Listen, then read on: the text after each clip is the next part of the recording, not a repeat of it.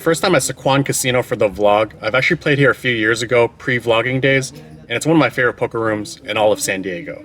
First notable hand comes when we're fully 8-handed. I raise a 20 from under the gun with pocket 8s. Player to my direct left, 3 bets to 60. He's an older gentleman and seems to play snug. Action does fold back to me. I make the call. We go heads up to a flop of King 7-4 Rainbow. Middle of the road flop with 1 over.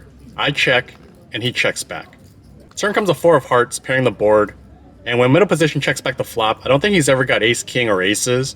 He's potentially trapping with hands such as pocket kings, or has hands such as ace, queen, ace, jack suited, maybe 10s plus. I decided to bet this one, $60, primarily looking to deny against ace, queen, or ace, jack. But looking back, I don't think I like it too much, just because I think it's too narrow of a target. The player thinks I actually bet 75 and is preparing to call that bet, but the dealer corrects him that it's just 60. With this additional info of him willing to call a bigger bet, I definitely feel behind. River rolls off a 7 of spades. I check, and this time he bets 150. Although my pair does play, I just don't picture enough ace highs calling the turn, particularly with no flush draws available. I fold.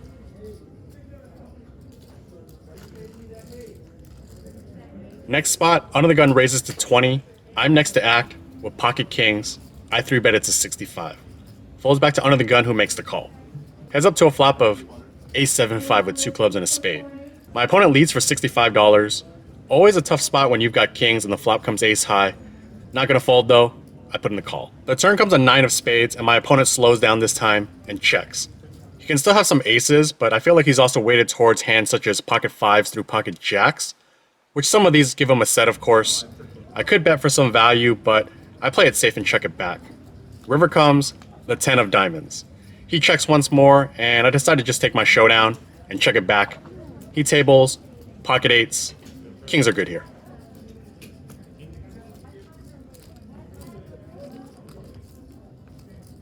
Next hand there's a cutoff raise to 20. I pick up pocket 9s in the small blind, strong enough for a 3-bet given the positional considerations with the raise coming from the cutoff. I make it 80. Cutoff thinks it through for a bit and puts in the call. Heads up to a flop of 9 deuce deuce, so I flop gin. My exact hand prefers to check, but I think the general approach in these spots is a c-bet for roughly 1/3. That's what I settle on, $60 hoping to get calls from ace highs, flush draws, pocket pairs. He tanks for a bit and lets it go. So no value here.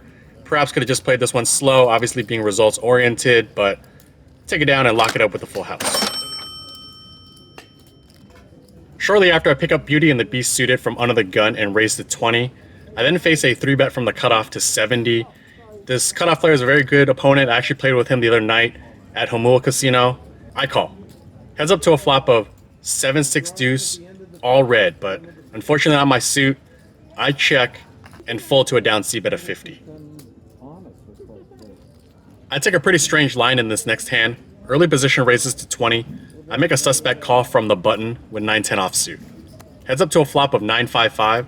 Good flop pairing my lower card. He c-bets 20, and a lot of times people would just call with my hand. I decided to do something slightly different. I raised to 70 as a merge type play. It'll deny against Broadway holdings, while allowing me to bluff on later streets to rep a 5, depending on how sticky I feel my opponent is. He calls, so now I feel he's heavily weighted towards large pairs, and I do think he's pretty sticky. Turn comes a 6 of clubs, putting up a club draw. He checks, and I consider going for it, but I decide against it, and just hope that a one-liner type card comes on the river that allows me to make a play on this hand. River comes, a 10 of hearts, so I improve my 2 pair, but it doesn't really change anything.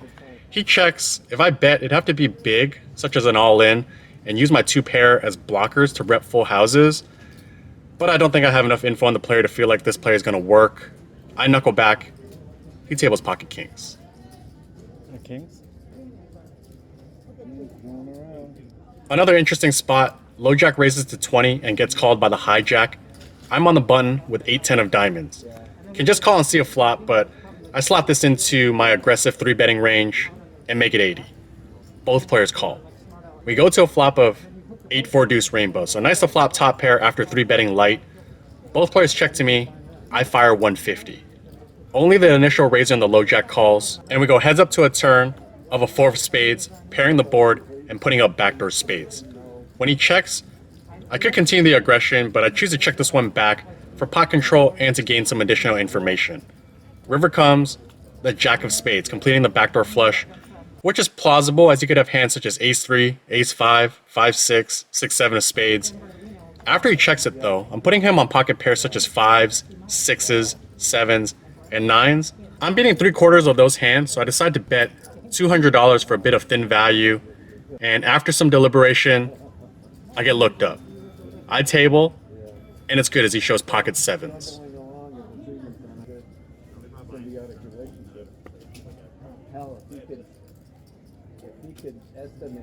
Next hand, there's a button raised to 20. I defend from the big blind with ace 6 of hearts. Heads up to a flop of ace queen 3 rainbow. I check, he bets 30, I call. The turn comes a 7 of hearts, so I pick up the nut flush draw.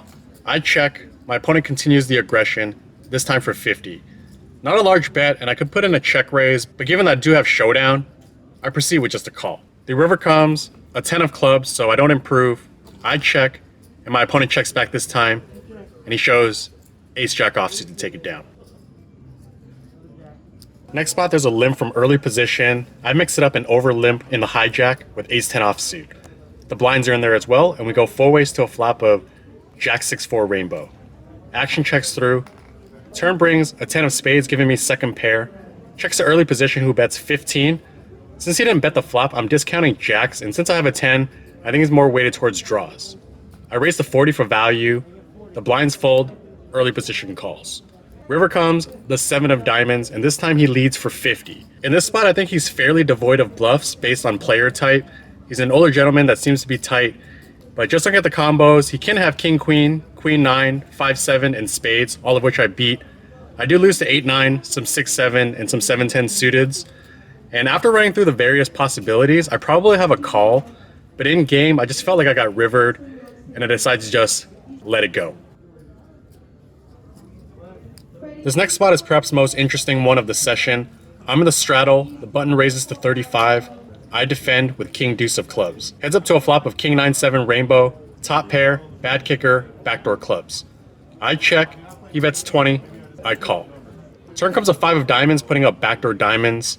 I check, he bets once again, $55, and I make the call. The river comes, a jack of hearts, and the hand has been playing pretty standard thus far, but this is where I decide to change that, and I fire out a block bet. Generally, a block bet is a small bet in relation to the pot that is made when you're out of position. There are typically 2 main reasons for block betting.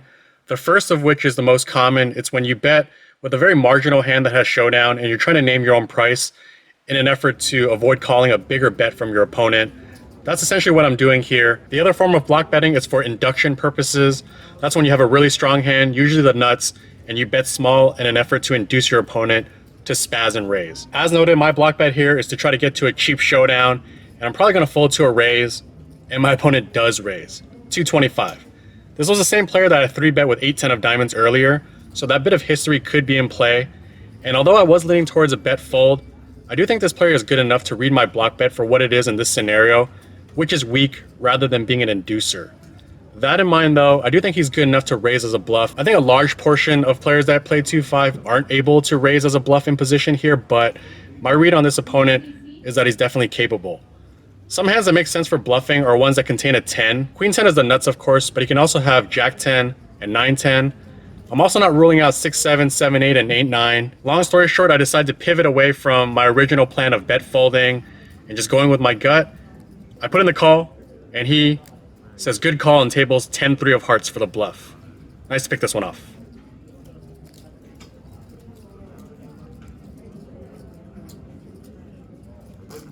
Next hand, I'm in the straddle once again. There are multiple callers, and I've got ace-9 of hearts. I like to thin the field and raise to 90. First to act, 3 bets to 350. Looks like I stepped into it here, unfortunately, and when it folds back to me, my opponent only has 450 back, and that's just not enough to do anything. Looking back and trying not to be results-oriented, I can maybe just check this hand at times, given that I do have nut hearts in a multi-way scenario, in which case I can flush over flush someone on occasion. Try to be aggressive in this spot, doesn't work out this time. My opponent later tells me that he had pocket jacks. A couple more hands to run through. It's 4-handed. I raise a 20 from the cutoff with ace-jack offsuit. The big blind defends, and we go heads up to a flop of king 9-4, 2 diamonds, and a club. Big blind checks. I bet 20. He calls. Turn comes a 10 of diamonds, so I can rep the nuts And I block queen jack, which is nice. He checks. I size up this time for 60. He calls once again. He most likely has a king, I think, and I can't see too many nines that continue. Maybe he could have a hand like jack 10 or queen 10. We're off to a river, which comes a king of spades, so even though I've got the ace kings, it's going to be hard to bluff this card. He actually leads for 80 with 200 back, and I think it through and ask how often he'd fold a king to an all-in for 200 more. He's obviously folding a 9 or a 10, but just not going to take that risk. I fold. He does show me his hand, queen jack for the turn straight, so wasn't going to get him off that hand, and he takes this one down. Next hand, I'm in the cutoff with pocket 10s and raise to 20. Both blinds defend, and we go 3 ways to a flop of ace-6 deuce rainbow. Checks to me, I check back. Turn comes the ace of clubs, and this time small blind leads for 20. Only I make the call. River comes, another ace. He bets smaller this time, $10. And there's a mini jackpot at this casino. If he has quad aces and I have a full house, I get $600, he gets $400, and the other players at the table get $100 each. I hope he has quads, but if he doesn't, I want to get a little bit more value. I raise to 30, hoping that he actually raises me. I don't think he's going to go too large if he has quads because he'd want me to call with a full house for the jackpot. He ends up just calling, and after I show my 10s, that ends the potential excitement as he just folds.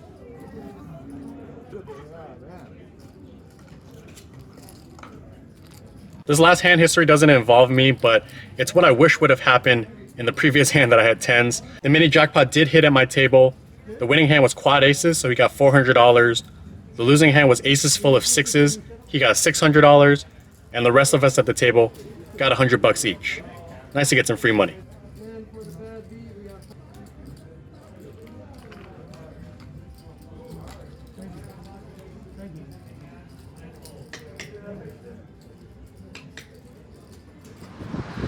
Alright, that's going to do it for things here at Sycuan Casino. Started the cash game session at 2 in the afternoon. It's 7 now, so a 5-hour session.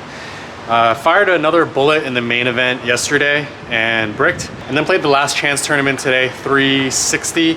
Busted that as well. So 0 for 4 in terms of the tournament bullets, but 2-0 for the cash games. I got in the game for $1,000. Didn't have to add on today. Cashed out 1,516. So a profit of 516. 416 of that was earned. 100 was from the table share of the jackpot, so that was nice. And just a couple things to wrap up this video. Got to play here and at Hamul, of course, and both are great poker rooms. Hamul seemed to have a bit better action. Obviously, very small sample size, only just playing these 2 times, but Sycuan was also nice because I thought it was a bit more comfortable. Seats were a little bit more spaced out and the chairs were super comfortable. So definitely we'll be back to both poker rooms. So that's gonna do it for things here. I am gonna be in the San Diego area for another day before driving back home. But tomorrow is gonna be most likely just a hangout day. So probably not gonna get poker in, but if I do, I'll capture for the vlog. If not, the next session you'll see is probably gonna be back from the Bay Area. So with that, thanks for watching. Appreciate the continued support. See you guys on the next one.